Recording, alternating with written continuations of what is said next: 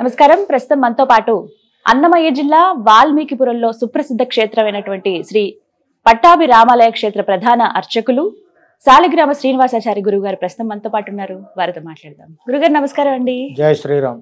జై శ్రీరామ్. ఎంత బాగున్నారో స్వామి, అలా చూస్తూ ఉండిపోవాలనిపించింది. మీరు కళ్యాణం జరిపిస్తున్నంతసేపు నేను రాముడి కళ్యాణం చూడటం డైరెక్ట్ గా ఇది చాలా రోజులు అయిపోయిందండి. కానీ ఇవాళ ఆ భాగ్యం దక్కింది మాకు. చాలా సంతోషం.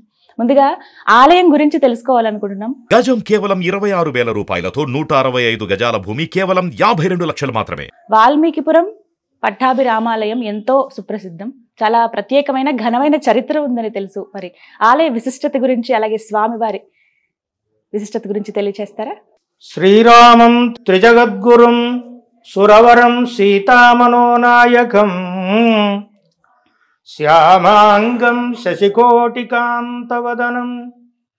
చంచత్కళాకౌస్తుభం సౌమ్యం సత్వగుణోత్తరం సుసరయూతీరే వసంతం ప్రభుం త్రాతారం సకలార్థసిద్ధిసహితం వందే రఘూణాం పతిం. శ్రీ భరత లక్ష్మణ శత్రుఘ్న హనుమత్ సీతా సమేత శ్రీ పట్టాభి రామచంద్ర పరబ్రహ్మణే నమః. ఆంధ్రప్రదేశ్ రాష్ట్రం అన్నమయ్య జిల్లా వాల్మీకిపురం గ్రామంలో శ్రీ భరత లక్ష్మణ శత్రుఘ్న హనుమత్ సీతా సమేతముగా శ్రీ పట్టాభి రామస్వామి వారు లోక సంరక్షణార్థం, భక్త సంరక్షణార్థం శ్రీమద్ వాల్మీకి మహర్షి జాంబవంతుల వారి కోరిక మేరకు ఈ క్షేత్రంలో స్వయం వ్యక్తమయ్యారు. ఒక పుట్టలో నుండి స్వామి వారి యొక్క మూర్తులు ఉద్భవమైనందువల్ల సంస్కృతంలో పుట్టను వల్మీకము అంటారు. అట్లా వల్మీకంలో నుండి ఈ స్వామి స్వయం వ్యక్తమైనటువంటి క్షేత్రం కాబట్టి ఈ క్షేత్రానికి వల్మీక క్షేత్రం అని, వాల్మీకి మహర్షి తపమాచరించినటువంటి దివ్యక్షేత్రం కాబట్టి, వాల్మీకి మహర్షి వారి కోరిక మేరకు రాములు ఇక్కడ వెలిశారు కాబట్టి ఈ గ్రామానికి కూడా వాల్మీకిపురం అని ఈ గ్రామానికి ఒక రూపాంతర నామం ఉంది. మొట్టమొదటిగా ఈ గ్రామానికి వాల్మీకిపురం అని పిలిచేవాళ్ళండి. 1637 సంవత్సరం వరకు ఆ పేరుతో పిలువబడ్డది. తరువాత ఈ ప్రాంతంలో వావిల చెట్లు అధికంగా ఈ చుట్టూ కొండల్లో ఉండేదాని వల్ల దీన్ని వావిల పేట అన్నారు. వావిల పేట నుంచి వాయిల్కా పహాడ్ అయింది, తర్వాత వాయిల్పాడ్ అయింది. తర్వాత 1997 సంవత్సరంలో ప్రభుత్వం మళ్ళీ ఈ గ్రామానికి పూర్వనామాన్నే అదే వైభవంగా ఉంటుంది, పిలవడానికి బాగా గౌరవంగా ఇష్టంగా ఉంటుందని వాల్మీకిపురం అని పేరు మార్చారంట. ఇక్కడ రాములు చాలా విశేషంగా, ఎక్కడైనా రాముడు అంటే మీకు ధనుర్బాణాలు కలిగినటువంటి రాములు దర్శనమిస్తారు. అదే భద్రాద్రిలో అయితే శంఖచక్రాలు కలిగినటువంటి రాములు మనకు దర్శనమిస్తారు. కానీ ఈ దేవాలయంలో రాములు ముద్ర ప్రధానంగా ఒక యోగిలాగా స్వామి మనకు దర్శనమిస్తారు. ఈ దేవాలయం ఉండటమే ఉత్తరాన్ముఖంగా ఉన్నది. అంటే మామూలుగా ప్రతి సంవత్సరం మనం వైకుంఠ ఏకాదశికి వైష్ణవాలయాలకు వెళ్ళి ఉత్తరముఖంగా భగవద్ దర్శనం చేస్తాం. అంటే శ్రీమన్నారాయణుడి యొక్క దర్శనంతో సమానం మనకు ఆ ప్రాప్తి లభించాలని ఉత్తరముఖంగా అక్కడ దర్శనం మనకు ఆ దేవాలయం వాళ్ళు మనకు ఏర్పాటు చేస్తారు. కానీ ఈ దేవాలయం ఏర్పడమే ఉత్తరముఖంగా ఏర్పడింది. అంటే ఈ దేవాలయం నిత్య వైకుంఠం. నిత్య వైకుంఠంగా ఈ దేవాలయము 15-16వ శతాబ్ద కాలంలో దేదీప్యమానంగా వెలుగొందింది ఈ దేవాలయం. తెలుగు వాగ్గేయకారులు, పదకవితా పితామహులు తాళ్లపాక అన్నమాచార్యుల వారు ఈ క్షేత్రాన్ని దర్శించి ఆ రోజుల్లో ఈ క్షేత్రం యొక్క వైభవాన్ని, బ్రహ్మోత్సవ వైభవాన్ని ఆయన కీర్తనల్లో పొందుపరిచారు.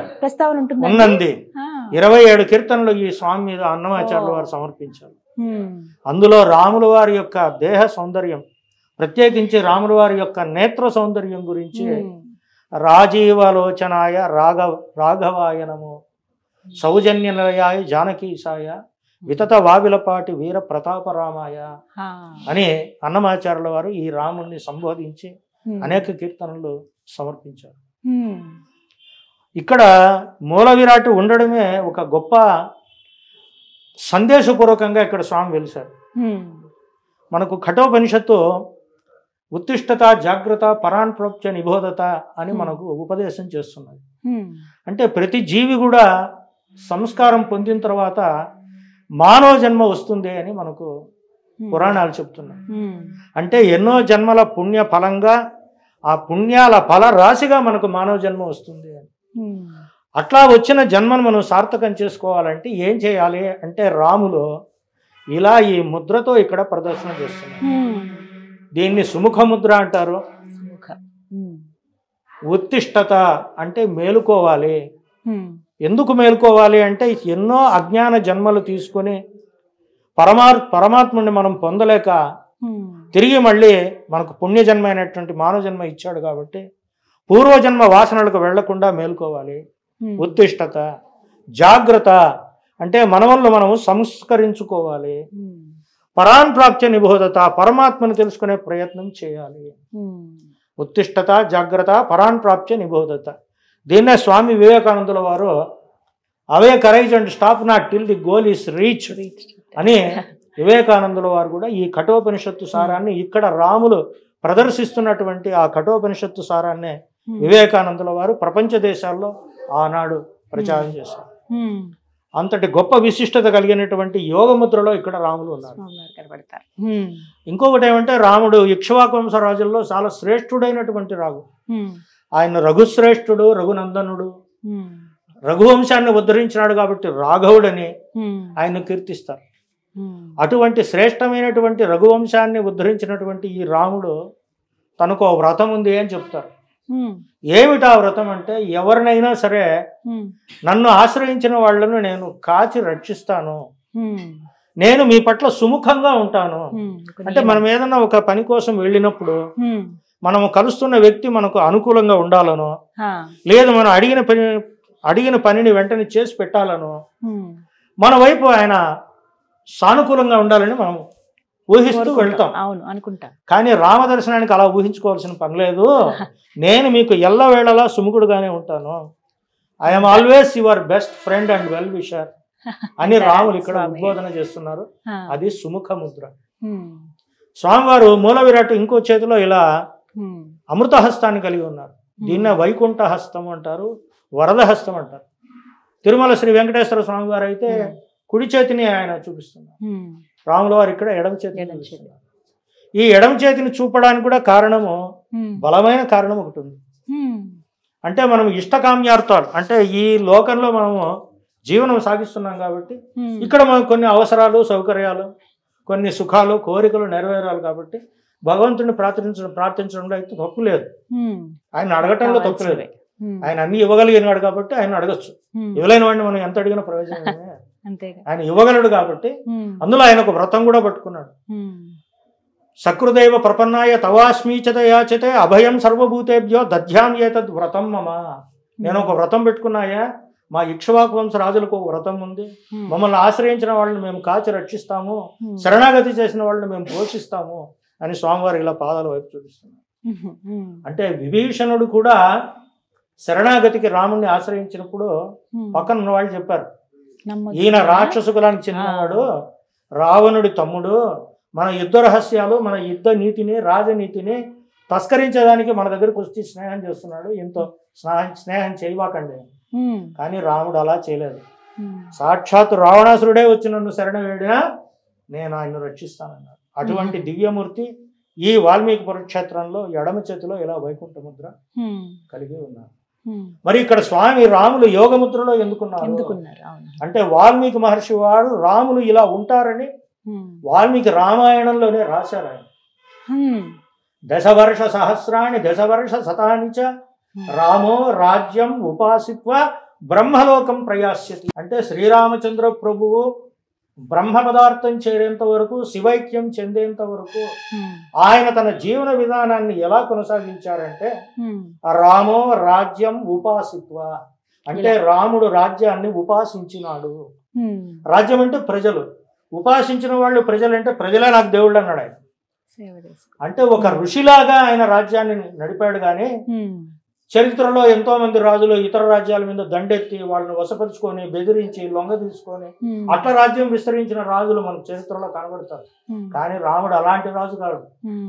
ఆయన అట్లా ధీరోదాత్రుడైనటువంటి రాముడు సింహాసనం మీద కూర్చోంటే అందరూ వచ్చే ఆయనకు దాసోహం కౌశలేంద్రస్య, ఆయనకు దాసులైన అటువంటి గొప్ప ప్రభువు రాముడు ఇక్కడ ఉపాసనా భంగిమలో ఋషిలాగా ఉంటూ ఋషిలాగా మౌనముద్ర ప్రదర్శన చేస్తూ ఉత్తరాన్ముఖంగా నేను నీకు మోక్ష ప్రాప్తిని కలుగజేస్తాను అని వాగ్దానం చేస్తూ రాముడు ఇక్కడ వెలిసినటువంటి దివ్య క్షేత్రం. ప్రపంచంలో ఎక్కడా గాని భరత శత్రుఘ్నులతో ఈ విధముగా యోగ భంగిమలో వెలిసినటువంటి రాముడు ప్రపంచంలోనే భూమండలంలో లేడు. ఇదే ప్రథమ రామక్షేత్రం. చాలా అదృష్టం ఇలాంటి క్షేత్రం దర్శించడం. ఇంకా ఉత్సవర్లకి ఈ ముద్రను గమనించండి. దీన్ని సంహార ముద్ర అంటారు, సూచి ముద్ర అంటారు. అంటే ఇలా చూపిస్తున్నారు. ఇలా చూపడం అంటే మామూలుగా మనం పిల్లలను ఎవరినే మనతో గొడవ పడ్డానికి వచ్చాడు జాగ్రత్త అంటాం కదా, అట్లాగా రాముడు ఇక్కడ జాగ్రత్త అని ఎందుకు చెప్తున్నాడంటే రామోద్విర్ నభిభాషతే, రాముడు రెండు మాటలు మాట్లాడేవాడు కాదయ్యా, ఒక్క మాట మీద నిలబడతాడు. ఒకే మాట, ఒకే బాణం, ఒకే పత్ని తన వృతం. మరి ఒకే బాణం అంటే ఏమిటంటే 15 మంది శత్రువులు వస్తే ఈయన ఒక బాణంతో ఎట్లా ఎదుర్కొంటాడో అని మనం అనుకోవచ్చు. అంటే రాముడి యొక్క వాగ్దానం ఏమి అందులో అంటే ఒకసారి ప్రయోగించిన అభిమంత్రించి ప్రయోగించిన అస్త్రాన్ని అదే శత్రువు మీద రెండోసారి ప్రయోగించను అని ఆయన వాగ్దానం చేశారు. అంటే ఇప్పుడు ఒక వారణాస్త్రం వేశాడు అనుకోండి, ఆగ్నేయాస్త్రం వేశాడు అనుకోండి, రెండోసారి ఆ శత్రువు మీద ఆ అస్త్రం తాను ప్రయోగించాడు తన జీవిత కాలంలో. అంటే శత్రువుకు కూడా ఆపర్చునిటీస్ ఇచ్చే తత్వం అన్నమాట రాముడు. ఆప్షన్స్ ఇస్తాడు ఆయన. అట్లా ఆప్షన్స్ ఇచ్చి రావణాసురుడు అట్లా వాడు కూడా రాముడు ప్రయోగించినటువంటి శర పరంపరను తట్టుకోలేక యస్య విక్రమమాసాద్య రాక్షసం నిధనంగతా తమ్మన్యే రాఘవం వీరం నారాయణ మనోమయం అని తన మనసులో అనుకున్నాడు. వీడెవరో కాదు, నారాయణుడు. శత్రువు యొక్క శక్తి మనకు తెలిసిపోయిందంటే బలహీనం అయిపోతాం. అట్లా రావణుడు కూడా ఆయన చేతిలో అటువంటి గొప్ప యొక్క ముద్ర ఈ సూచి ముద్ర, సంహార ముద్ర. ఇక్కడ అన్ని క్షేత్రాల్లో మీకు భద్రాచలం క్షేత్రంలో కూడా వామాంక స్థిత జానకిం పరిలసత్ కోదండ దండంకరే అంటే అమ్మవారు రాముల వారికి తొడమ వైపు కూర్చోంటారు, కానీ ఇక్కడ మాత్రం కుడివైపు ఉన్నారు. దీనికి కూడా మన సనాతన ధర్మంలో ఒక గొప్ప స్థానం ఉంది. భార్యను కుడివైపును ఉంచుకుని యజ్ఞయాగాది క్రతువులు చేస్తే ద్విగుణీకృత బహుళ ఫలం వస్తుంది అని మనకు పురాణాలు చెప్తున్నాయి. కానీ సాధారణంగా ఎడమ వైపు పెట్టుకుంటారు. కానీ వివాహ సమయాల్లో ఇప్పటికి కూడా వైదిక బ్రాహ్మణుల ఇళ్లలో భార్యను కుడివైపున ఉంచే కన్యాదానం చేస్తారు. వాళ్ళిద్దరి చేత ఏదైనా హోమ క్రతువు చేయించాలంటే కూడా భార్యను కుడివైపున ఉంచుకొని చేయాలి. ఏతద్ ధర్మాన్ని రాముడు ఇక్కడ పాటిస్తూ ఉన్నాడు. నాకు అంటే ఇంకోటి, ఇద్దరు స్నేహితులు చాలా అన్యోన్యంగా ఉన్నారనుకోండి, ఈయన ఆయన కుడి భుజం అంటారు. అట్లా ఇక్కడ రాములకు సీతమ్మ కుడి భుజము, ఆయన మహారాజు అయితే ఆమె మహారాణి. అంటే ఇప్పుడు ప్రభుత్వాలు ఒప్పుకోగానే ఎవరు సీట్లో ఉంటే వాళ్ళే వచ్చి సీట్లో కూర్చోవాలి. ముందు అట్లా కాదు కదా. మన బాటలు ఎవరన్నా అంటే ఆమె కూడా చెప్పుకోవచ్చు. నను బ్రోగమని చెప్పవే సీతమ్మ తల్లి అన్నాడు కదా రామదాసు. ఇట్లా చాలా విశేషాలు కలిగినటువంటి దివ్య క్షేత్రం. అలాగే ఇక్కడ స్వామివారు స్వయం వ్యక్తమై అయ్యారని చెప్పారు కదా స్వామి, ఎలా వ్యక్తమయ్యారు, ఎవరికి ముందుగా కనిపించారు, ఎవరి కోరిక మేరకు ఆయన ఇలా స్వయంభూగా వెలిశారు? ఈ వాల్మీకిపుర క్షేత్రము చుట్టూతా అన్ని కొండలే అండి.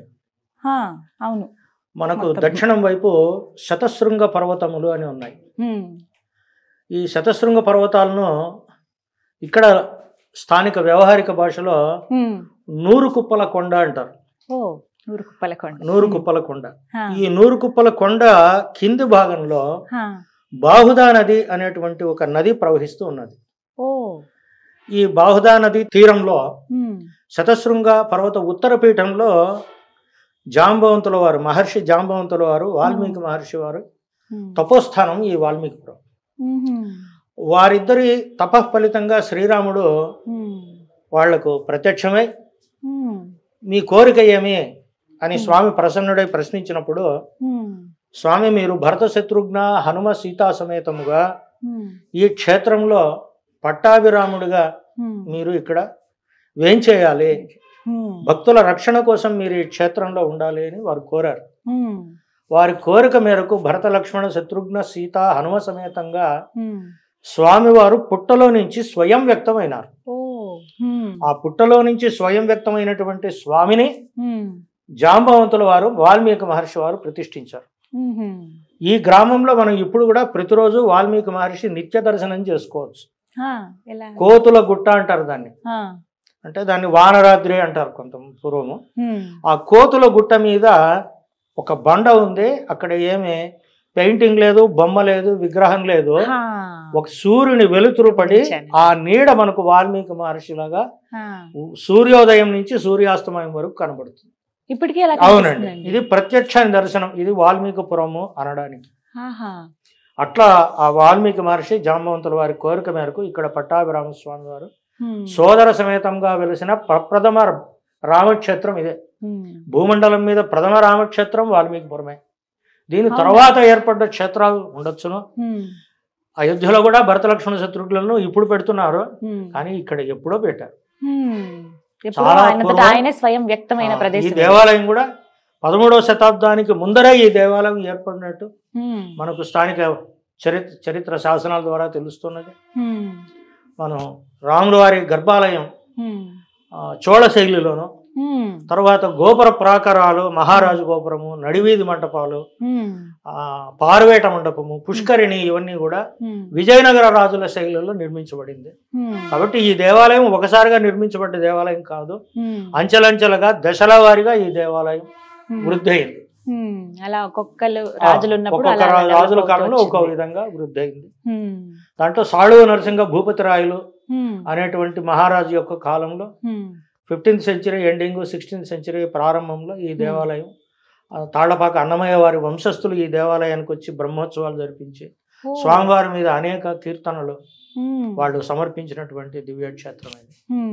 ఆ విధంగా అయితే ఇక్కడ ప్రత్యేకంగా అంటే రాముల వారు శ్రీరామనవమి ఇది అందరికీ తెలుసు, చాలా ప్రత్యేకంగా చెప్తూ ఉంటారు. అందులోనూ రాముల వారి కళ్యాణం అంటే ఇంకా విశిష్టమైనది. అయితే ఇక్కడ కళ్యాణం శ్రీరామనవమి రోజున కాకుండా ఆ తర్వాత రోజుల్లో జరుపుతారు. కారణం ఏంటండి? ఈ క్షేత్రంలో శ్రీరామచంద్రమూర్తి తన కుడివైపున సీతా అమ్మవారిని నిలుపుకున్నారు. అంటే తనకు ప్రాముఖ్యత కలిగినటువంటి స్థానాన్ని తన భార్యకు ఇచ్చారు. అంటే ఆయనే ఆమెకు అంత ప్రాముఖ్యతనిచ్చినటువంటి దివ్య క్షేత్రం ఇది.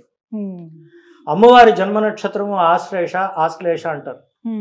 ఆ ఆశ్లేష నక్షత్రంలో అనవాయితీగా పూర్వం నుంచి ఈ దేవాలయంలో సీతా అమ్మవారి జన్మ నక్షత్రానికి ప్రాధాన్యతనిస్తూ యావత్ ప్రపంచం శ్రీరామనవమి రోజు జరుపుకుంటే ఇక్కడ మాత్రం అమ్మవారి జన్మ నక్షత్రానికి ప్రాధాన్యతనిస్తూ ఆశ్లేష నక్షత్రం రోజు సీతారామ కళ్యాణం నిర్వహిస్తున్నారు. ఇది కొన్ని వందల సంవత్సరాల నుంచి జరుగుతున్నటువంటి సాంప్రదాయం. ఇది ఎవరో వచ్చి కొత్తగా పెట్టింది కాదు, ఇంకోటి కోసం మార్చే విధానము లేదు, పూర్వం నుంచి నడుస్తున్నది. అప్పటి నుంచి ఇంకా ఎలాంటి కార్యక్రమాలు జరుగుతాయండి ఆలయంలో? ప్రధానంగా ఇక్కడ ప్రతి మాసంలోనూ పునర్వసు నక్షత్రానికి రాముల వారిని ఉద్దేశించి రాముల వారికి ప్రాధాన్యతనిస్తూ సంవత్సరంలో 11 నెలలు పునర్వసు నక్షత్రానికి కళ్యాణం జరిగితే ఒక్క బ్రహ్మోత్సవంలో జరిగే కళ్యాణానికి మాత్రం అమ్మవారికి ప్రాధాన్యతనిస్తూ ఆశ్లేష నక్షత్రంలో కళ్యాణం జరుగుతుంది. నవాన్నిక బ్రహ్మోత్సవం శ్రీపాంచరాత్రాగమ దివ్యాగమోక్త ప్రకారంగా కపింజల సంహిత ప్రకారంగా ఇక్కడ బ్రహ్మోత్సవాలు నిర్వహిస్తారు. స్వామివారు దాదాపు 20 వాహనాల్లో ఉదయం సాయంకాలం ఊరేగుతూ, ఉదయం ఒక వాహనం, సాయంకాలం ఒక వాహనం, కొండ మీద ఎట్లా బ్రహ్మోత్సవాలు జరుగుతాయో అంతే వైభవంగానే ఇక్కడ కూడా పూర్వం నుంచి కూడా నిర్వహిస్తున్నారు. ఇట్లా బ్రహ్మోత్సవాలే కాకుండా ఈ దేవాలయంలో శ్రావణ మాసంలో శుక్లపక్షంలో పంచమి, షష్ఠి, సప్తమి ఈ త్రిదినాత్మక సంకల్పంగా శ్రీరామ పట్టాభిషేకం నిర్వహించబడుతుంది. ఆశ్వీజ మాసంలో వాల్మీకి మహర్షి జయంతి కోయిన్సైడ్ అయ్యే విధంగా, అంటే ఇది వాల్మీకి పౌర్ణమి కాబట్టి ఆ ఆశ్వీజ పౌర్ణమి రోజు పూర్ణాహుతి వచ్చే విధంగా ఇక్కడ పవిత్రోత్సవాలు కూడా నిర్వహిస్తారు. త్రయోదశి, చతుర్దశి, పౌర్ణమి త్రిదినాత్మక సంకల్పంగా ఇక్కడ పవిత్రోత్సవాలు కూడా నిర్వహిస్తారు.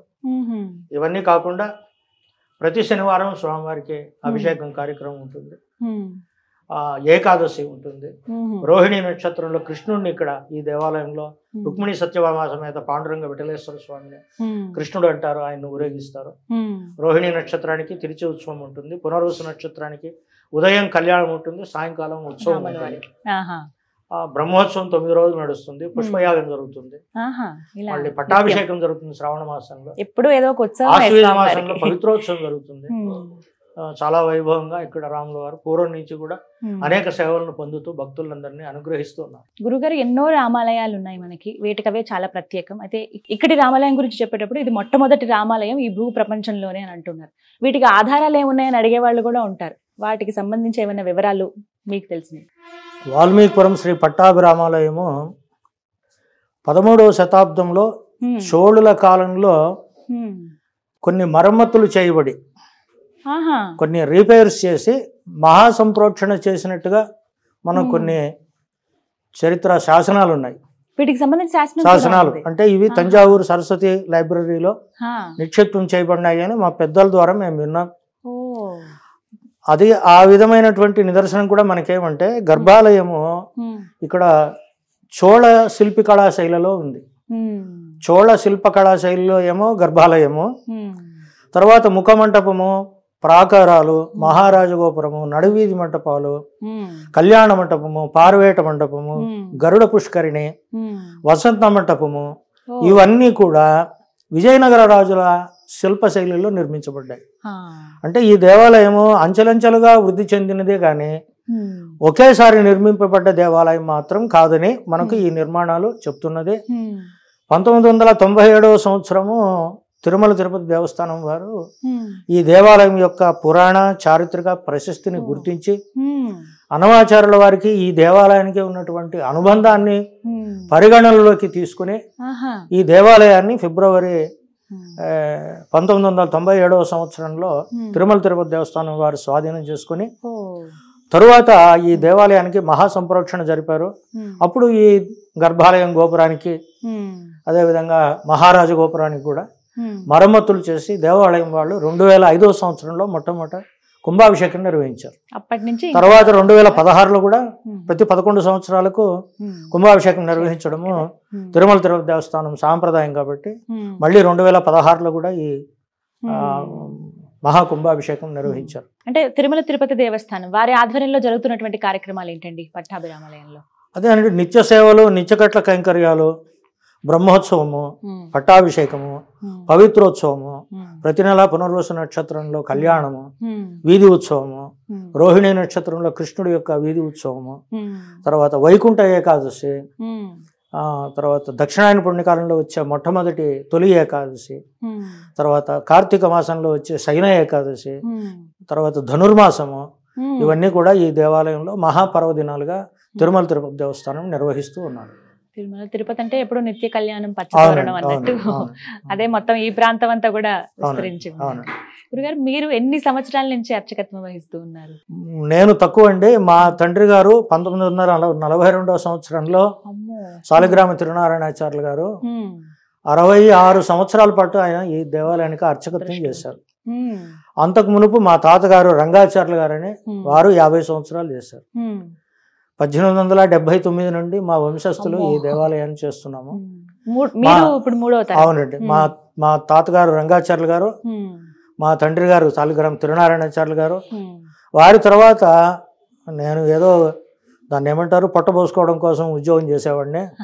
ఆ ఉద్యోగానికి రాజీనామా ఇచ్చి మా తండ్రి గారు తర్వాత మా పెద్దలు ఉద్ధరింపబడ్డారు కాబట్టి ఈ దేవాలయాన్ని నేను ఆశ్రయించాలి, ఈయన సేవను చేసి భాగ్యం పొందాలని ఆ ప్రభుత్వ ఉద్యోగానికి రాజీనామా ఇచ్చి స్వామివారి సేవలో నేను 2009వ సంవత్సరం డిసెంబర్లో చేరానండి. 14 సంవత్సరాలుగా నేను స్వామివారి సేవను చేస్తున్నాను ఆయన అనుగ్రహంతో. ఆయన పిలిపించుకున్నారు మిమ్మల్ని? ఆయన అనుగ్రహం అండి. మీకేమైనా నిదర్శనాలు స్వామి ఎప్పుడైనా స్వామివారి కల్లో నా జీవితమే నాకు నిదర్శనం అండి. నేను ప్రభుత్వ ఉద్యోగానికి రాజీనామా చేస్తున్నప్పుడు ఇంత మంచి ఉద్యోగాన్ని వదిలేసి ఈయన వస్తున్నాడు, ఈయన తిక్కలోడన్నోళ్ళు ఉన్నారు, కానీ నా పిల్లలకి అందరికీ మంచి ప్లేస్మెంట్ వచ్చింది. నేను ఎవరి రికమెండేషన్కు పోలేదు. ఏ విధమైన ఒత్తిడి లేకుండా ఆయన అనుగ్రహం మీదనే మా పిల్లలకు కూడా బ్యాంకుల్లో ఉద్యోగాలు వచ్చాయి. బాగా చక్కగా చదువుకున్నారు. కాబట్టి ఈ పురాణాల్లో ఏదో ఆయన పిలిస్తే ఏనుగు పిలిస్తే వచ్చేసినాడు, పాము పిలిస్తే పరిగెత్త వచ్చినాడని కాదు, కానీ ప్రత్యక్ష దర్శనం నేను అన్నీ వదిలేసి ఆయన కోసం వచ్చిన నాకు అన్నీ ఇవ్వగలిగిన వాడు ఆయన. నిజంగా ఇంతకన్నా నిదర్శనం ఏం లేదు. ఈ గ్రామంలో చాలా మందికి ఈ రాముడి యొక్క అనుగ్రహంతో ఉద్యోగాలు రావడం కానీ, పెళ్లి కాని వాళ్లకు పెళ్లి కావడం కానీ, కళ్యాణాలు వరుసగా 3 కళ్యాణాలు ఈ రాముడి కళ్యాణానికి అటెండ్ అయితే, పునర్వసు కళ్యాణాలు వరుసగా 3 కళ్యాణాలు చేస్తే 100% మందికి పెళ్లిళ్ళైన దాఖలాలు నా అనుభవంలోనే ఉన్నాయి. ఇంకొంతమందికి కాలేదంటే ఏదో జన్మాంతర కర్మలు ఉండొచ్చునేమో మనం చెప్పలేం కానీ, ఆయన అనుగ్రహం కోసం పరిపూర్ణంగా సమర్పణ భావంతో ప్రార్థించిన వాళ్ళకి మాత్రం రాముడు ఉత్త చేయి ఎప్పుడు చూపలేదండి. వాళ్ళని అనుగ్రహించినాడు, వరం ఇచ్చినాడు రాముడు. చాలా విశేషం అండి ఇక్కడ రాముడు. అదే కొంతమంది భక్తులతో మాట్లాడినప్పుడు కూడా కళ్యాణాల గురించి ప్రత్యేకంగా చెప్పారు. అవునండి, అవును. ఎవరైతే ముందు అనుకుంటారో ఇలా ఆలస్యం అవుతుంది కళ్యాణం వచ్చి సంకల్పం చేసుకొని 3 కళ్యాణాలు వరుసగా పెళ్లి కార్డుతో వస్తారు, ఖచ్చితంగా కళ్యాణం జరుగుతుందండి. ఇది ప్రత్యక్ష నిదర్శనం అండి. ఇది నాకు నేనుగా చెప్తున్నది కాదు, భక్తుల యొక్క అభిప్రాయం. ఇక్కడ ప్రార్థించినటువంటి వాళ్లకు వరుసగా 3 కళ్యాణాలు హాజరయ్యి స్వామివారి అనుగ్రహం తీసుకున్నటువంటి వాళ్లకు 4వ కళ్యాణానికి వాళ్ళ దంపతులు వచ్చి చేయించడం నా కళ్ళతోనే చాలా సందర్భాల్లో చూసాను. అంతకంటే ఏం కావాలి స్వామి అనుగ్రహం. గురుగారు, ఇదే ఆలయ ప్రాంగణంలో రంగనాయక స్వామి ఆలయం కూడా చూస్తూ ఉన్నాను. వారిని ఇక్కడ ప్రతిష్ఠించడానికి ప్రధాన ఉద్దేశం ఏమిటండి అసలు? ఈ రామాలయము, ఈ వాల్మీకిపురంలో ఉండే శ్రీ పట్టాభిరామాలయము చరిత్రకు పురాణానికి రెండిటికి ప్రాధాన్యతనిచ్చింది అని మాకు మా పెద్దల ద్వారా చెప్పడం వల్ల మాకు తెలిసింది. మనకు శ్రీమద్ రామాయణ మహావాక్యంలో పట్టాభిషేక సర్గలో మనకు ఒక ఆధారం ఉంది. ఏమిటంటే రాముల వారు పట్టాభిషేకమైన వెంటనే అందరికీ అన్ని కానుకలు ఇచ్చారు. అంతమంది కానుకలు ఇచ్చారు. మళ్ళీ విభీషణుడి వంతు వచ్చింది. వస్తే విభీషణుడికి ఇవ్వడానికి ఆయన దగ్గర ఏం లేదు. మరి ఏమిచ్చి ఆయన సంతృప్తి చేయాలి? అన్నను కాదనే, ఎంతో తపోబల సంపన్నుడైన రావణాసురుడిని కాదని మానవుడైన రాముడిని ఆశ్రయించినాడు విభీషణుడు. అంటే ఇది ఇతరులు అన్నమాట. రాముడి యొక్క ఒక పదనం ఆయనకు తెలుసు. మరి ఆ విభీషణుడికి మనం ఏమి ఇవ్వాలి? తన వాళ్ళందరినీ వదులుకొని స్నేహధర్మం కోసం వచ్చాడు కదా, ఏమి ఇవ్వాలి? ఆలోచన చేసి రాముడు తను నిత్యం పూజించే రంగనాథ స్వామి విగ్రహాన్ని ఇచ్చాడు అని మనకు పట్టాభిషేకం సర్గలో పారాయణంలో ఉంది. రంగనాథ స్వామిని ఇచ్చారు. లబ్ధ్వా కులధనం రాజా లంకాం ప్రాయద్ విభీషణ అని మనకు ఒక రామాయణ వాక్యం ఉంది. అంటే రాముడి యొక్క కులధనాన్ని ఆయన తీసుకువెళ్ళాడు అని. రాముడి యొక్క కులధనం ఎవరు అంటే వాళ్ళ పూర్వపు రాజులందరూ కూడా నిత్యము పూజించేటువంటి రంగనాథ స్వామి వారి విగ్రహాన్ని విభీషణుడికి ఇచ్చాడు. ఆయన తీసుకెళ్తూ శ్రీరంగంలో వదిలేశాడు. కాబట్టి అది కూడా భారతదేశంలోనే ఉంది. ఈ అన్నదమ్ములు ఇద్దరు ప్రపంచానికి మంచి పని చేశారు. రావణ బ్రహ్మమేమో ఆత్మలింగం తీసుకొచ్చి గోకర్ణంలో వదిలేశాడు, విభీషణుడేమో శ్రీరంగంలో రంగనాథ స్వామిని విడిచిపెట్టాడు. అంటే మన భారతదేశంలోనే ఈ రావణ విభీషణుల యొక్క ఔన్నత్యం భారతదేశంలోనే ప్రతిష్ఠింపబడింది. అట్లా ఈ ఏతత్ ధర్మాన్ని, ఏతత్ పురాణ వాక్యాన్ని కూడా గౌరవిస్తూ ఈ దేవాలయంలో రంగనాథ స్వామిని దక్షిణముఖంగా ప్రతిష్ఠ చేశారు. ఈ దక్షిణముఖంగా ప్రతిష్ఠ చేయడం కూడా ఎందుకంటే ఈ దేవాలయానికి వెనుక వైపు ఇప్పుడంటే ఇళ్ళు అన్ని ఊరు ఏర్పడింది. పూర్వం అయితే ఆ ఏరు ఒకటి ఉండేది, బాయల్పాడు ఏరు అంటాము, బాహుదా నది అంటాం. ఎక్కడ కానీ మీకు రంగనాథ స్వామి దేవాలయము నదీ తటంలో ఉంటుంది. అంటే నదీ తీరానికి అభిముఖంగా రంగనాథ స్వామి ఉంటారు. దీనికి కారణం ఏమంటే విష్ణు పాదోద్భవం గంగా అని. అంటే విష్ణు పాదంలో గంగ పుడుతుంది, ఆ గంగ ఉన్న చోట ఆయన ఉంటాడు.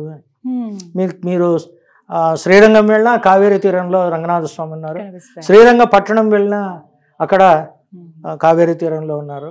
అదేవిధంగా మధ్యరంగం అనే కర్ణాటకలో ఇంకో చోటు ఉంది, అక్కడ తుంగభద్రా తీరంలో ఉన్నారు. ఇక్కడ బావుదా నది తీరంలో రంగనాథ స్వామి వెలిశారు. అంటే ఆయన్ను రాముడి యొక్క ఇష్టమైన దైవాన్ని కూడా రాముడి ప్రాంగణంలో నిత్యం ప్రథమార్చన, ప్రథమ పూజ జరిగే ఉద్దేశంతో ఆ రోజు ఇక్కడ రంగనాథ స్వామిని ప్రతిష్ఠించారని మా పెద్దలు చెప్తారు. గురుగారు, అన్ని దేవాలయాలకు మనం చూస్తూ ఉంటాం, గర్భాలయం పైన ప్రధానంగా పూర్ణ కుంభం గాని కలశం గాని ఇవి ఉంటాయి. కానీ ఇక్కడ వాల్మీకిపురంలో ఉన్నటువంటి ఈ రామాలయంలో మనకి పైన సుదర్శన చక్రం కనిపిస్తోంది. వీటికి కారణం ఏంటండి? శ్రీమద్ రామానుజాచార్యుల వారు అన్ని క్షేత్ర తీర్థయాత్రలు చేస్తూ సింహాచలము, శ్రీకూర్మము, పూరి జగన్నాథము, కరీంనగర్ జిల్లాలో ఉండే ధర్మపురి నరసింహస్వామి దేవాలయం, ఇట్లా దేవాలయాలన్నీ ఆయన యాత్ర చేస్తూ విష్ణువుకు అత్యంతమ అందుబాటులో ఉన్నటువంటి సుదర్శన చక్రాన్ని గర్భాలయ కలశంగా ప్రతిష్ఠించారు ఆయన. ఇక్కడ మహానుభావులు, ఇక్కడ ఉన్నటువంటి అర్చకులు ఈ దేవాలయానికి అటువంటి వైభవం రావాలని భగవద్ రామానుజుల యొక్క ఆశను ఆకాంక్షను స్ఫూర్తిగా తీసుకుని ఈ దేవాలయంలో కూడా గర్భాలయం పైన సుదర్శన చక్రాన్ని ప్రతిష్ఠించడం జరిగింది. మరో ఇంకెక్కడైనా చూస్తామండి ఇలా? సింహాచలంలో ఉందండి గర్భాలయం పైన, భద్రాచలంలో ఉందండి, తర్వాత పూరి జగన్నాథంలో ఉందండి, తర్వాత కరీంనగర్ జిల్లాలో ధర్మపురిలో ఉందండి. అంటే ఇది పంచమ క్షేత్రం అన్నమాట. ఆ గర్భాలయం పైన శిఖరం పైన సుదర్శన చక్రం ఉండే విశేషమైనటువంటి క్షేత్రాల్లో ఈ వాల్మీకిపురం కూడా ఒకటి. మీ కోరిక ఏంటి స్వామి? ఎలా చూడాలని ఉంది ఈ దేవాలయాన్ని? ఎందుకంటే ఇంత కొన్ని వేల ఏళ్ల చరిత్ర ఉంది. 13వ శతాబ్దం అంటే ఇంకా మన మాటల్లో చెప్పలేము ఎప్పటిది అనేది. అంటే ప్రభుత్వాలు కానీ లేదు ఇట్లా యాజమాన్యం టీటీడీ వాళ్ళు కానీ ఉత్తరాన్ముఖంగా ఉన్నటువంటి ఈ నిత్య వైకుంఠం, ఏదో వైకుంఠ ఏకాదశికి ఎక్కడెక్కడో పరిగెత్తడం కాకుండా ఈ ప్రాంతంలో ఉత్తరముఖంగా శాశ్వతంగా నిలిచిన వైకుంఠ క్షేత్రం ఇదే. ఆ ప్రాతిపదిక మీద ఈ దేవాలయాన్ని ప్రపంచానికి పరిచయం చేసి ఇంకా ఎంతో వృద్ధి చేయాల్సినటువంటి అవసరం ఉందనైతే నేను భావిస్తున్నాను. ఇంకా పూర్వం కొన్ని ఉత్సవాలు జరిగేటివని మా పెద్దవాళ్ళ ద్వారా మేము విన్నాము. విజయదశమి పార్వేట ఉత్సవము, సంక్రాంతి పార్వేట ఉత్సవము, తర్వాత నరసింహ జయంతికి ఉత్సవము, తర్వాత శ్రావణ మాసంలో శ్రీకృష్ణ జన్మాష్టమి ఉత్సవాలు, ఇవన్నీ కూడా పూర్వం నిర్వహించే వాళ్ళని మేము విన్నాము. కానీ ప్రస్తుతానికైతే ఇప్పుడున్న ఉత్సవాలలో ఈ ఉత్సవాలు లేవు కాబట్టి మీ ద్వారా నేను వాళ్ళకి విజ్ఞప్తి చేయడం ఏమంటే పూర్వ వైభవాన్ని ఈ దేవాలయానికి తీసుకొచ్చేదానికోసం అందరూ మనం భాగస్వాములయ్యి ఈ దేవాలయాన్ని పూర్వ వైభవంతో చూడాలని నా ఆకాంక్ష. అది నేను బ్రతికుండంగా చూడాలని నాకు ఇంకో నిజంగా అది అలా ఉండాలి. మీరు అన్నారు ఇందాక, అంటే కొన్ని సంవత్సరాల క్రితం, కొన్ని వేల ఏళ్ల క్రితం దేదీప్యమానంగా వెలుగొందేది దేవాలయం, నిత్య పూజలు, ధూపదీప నైవేద్యాలతో. అటువంటి రోజులు మళ్ళీ రావాలని కోరుకుందాం. అలాగే స్వామి, ఇదే ఆలయంలో శ్రీకృష్ణ భగవానుడిని కూడా చూస్తూ ఉన్నాము. రుక్మిణి సత్యభామ సమేతంగా ఎప్పుడు ప్రతిష్ఠించారు? కారణం ఏమిటి? ఈ వాల్మీకిపురం వాయల్పాడు నగరానికి ఒక 3 కిలోమీటర్ల దూరంలో విఠలం అనేటువంటి ఒక పల్లె ఉందండి. విఠలం అంటే కృష్ణుడిని కూడా విఠోబా అంటారు, మీరు వినుంటారు. అంటే మహారాష్ట్ర ఏరియాలో మరాఠీ దాంట్లో విఠోబా అంటారు. ఆయన విఠోబా అంటే చాలా ఇష్టమైన వాడు అని అర్థం. ఇక్కడ విఠలం అనే ఊర్లో కృష్ణుడి దేవాలయము 16వ శతాబ్దంలో సాళువ నరసింహ భూపతిరాయల కాలంలో నిర్మించారు. ఆ నిర్మించినటువంటి దేవాలయాన్ని తదనంతర కాలంలో చాలా మంది మహారాష్ట్ర పాలకులు కూడా దర్శించారు. అప్పుడు ఈ 17-18 శతాబ్దం కాలంలో మీకు అందరికి తెలిసిందే ముష్కరుల దండయాత్రలు జరిగాయి. ఆ ముష్కరుల దండయాత్రలో విఠలం దేవాలయం పూర్తిగా ధ్వంసం చేయబడింది. ఇప్పుడు మహారాజ గోపురము, మహద్వారము చుట్టూ ఒక ముఖమండపంతో మాత్రం దేవాలయం నిలబడింది.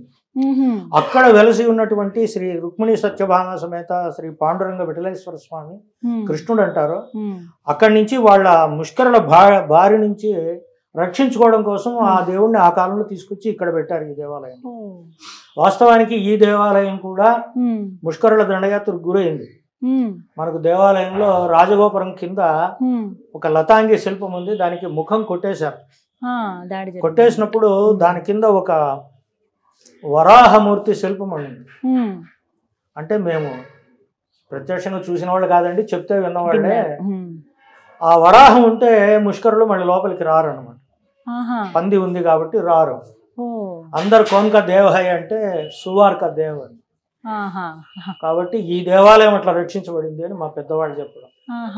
ఆ వరాహమూర్తి విగ్రహం కానీ బయట లేకుండా ఉంటే ఈ దేవాలయం కూడా ఏమైందో తెలియదు. కానీ రామానుగ్రహం మనకుంది కాబట్టి ఆ విఠలేశ్వర స్వామి దేవాలయ విగ్రహాలను ఇక్కడ తీసుకొచ్చి 17-18 శతాబ్దంలో తీసుకొచ్చి ఇక్కడ పెట్టారు.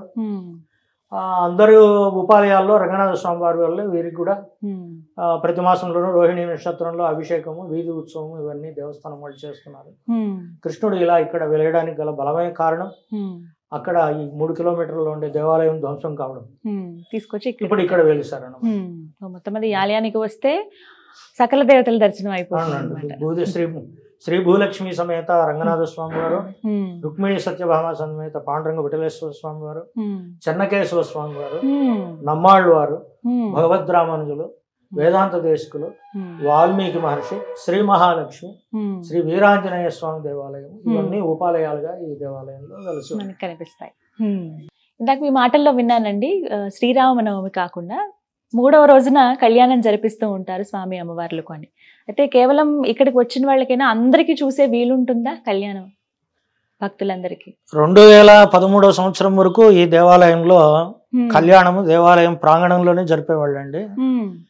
తిరుమల తిరుపతి దేవస్థానం వారు పెరుగుతున్నటువంటి ఈ భక్తుల సంఖ్యను దృష్టిలో పెట్టుకుని దాంట్లో భద్రాచల క్షేత్రాన్ని ఆదర్శంగా తీసుకొని అందరికీ సీతారామ కళ్యాణాన్ని వీక్షించే మహద్భాగ్యాన్ని కలిగించాలని దేవాలయానికి సంబంధించిన ఒక భూమిలోనే దాదాపు 4 ఎకరాల విస్తీర్ణంలో స్వామివారి కళ్యాణం ఇక్కడ ఆరు బయట జరుపబడుతుందండి.